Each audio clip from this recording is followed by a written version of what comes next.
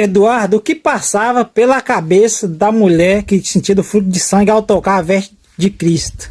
O primeiro sentimento que passava pelo seu coração é o sentimento de fé, porque ela disse: se tão somente eu tocar na orla de Cristo, eu serei curada.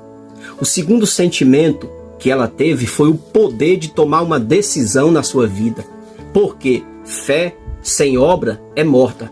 A Bíblia diz que ela rompeu as adversidades da multidão e por trás tocou na orla de Cristo e automaticamente ela foi curada.